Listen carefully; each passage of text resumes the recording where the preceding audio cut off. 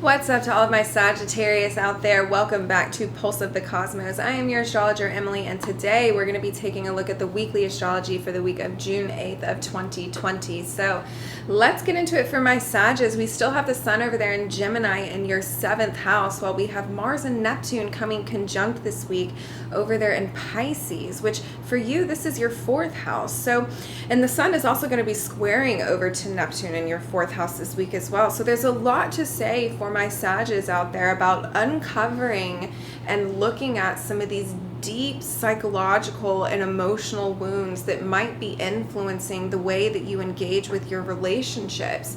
The Sun in the 7th house turns your awareness to your relationships, and it turns your awareness to the people, the love romantic relationships in your life, business partnerships, the projects that you're engaged in.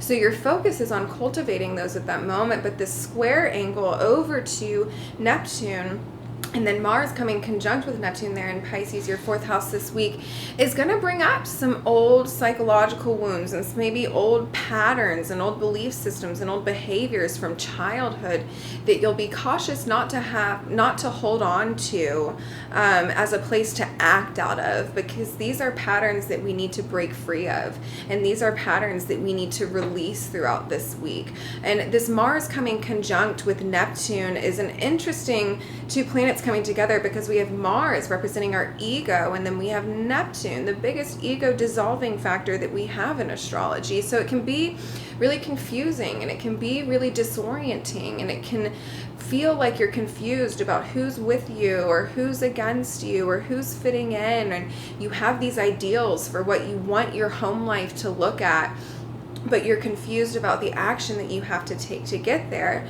Now, with all of this energy coming in this week, I want everybody to remember that the Sun is still in Gemini. The North Node is still in Gemini. And even though we're having all this Pisces energy this week, and the Moon is going to be coming through Pisces this week, it comes through Aquarius before Pisces.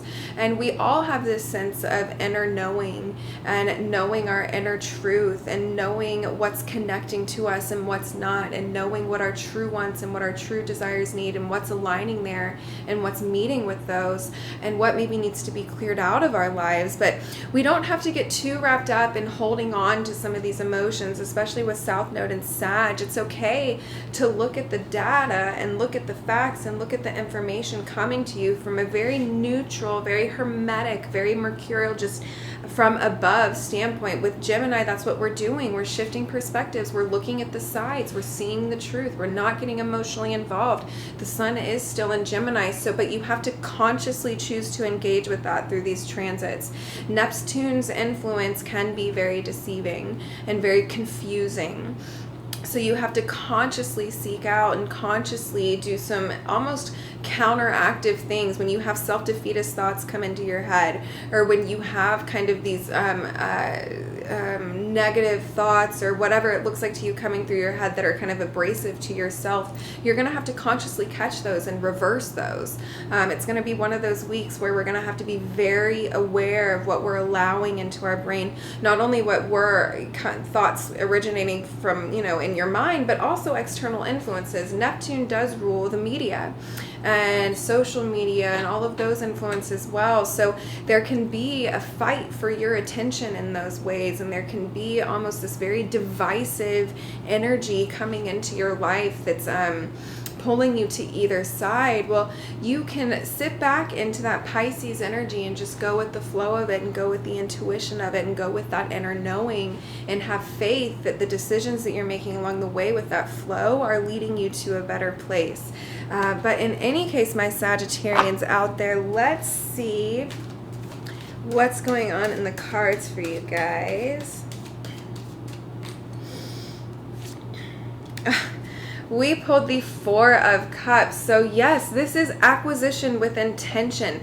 The gifts are there for you to receive. If you feel like you're lacking in some way, or you're not having your needs met in some way, or there's something not coming to you, it's there, but you have to open yourself up to receiving it and reach out and grab it. You have to speak your truth. You have to speak your inner knowing. You have to really look into those parts of yourself that may be unconsciously driven by defeatist patterns or belief systems that stem from your childhood that need to be released at this point.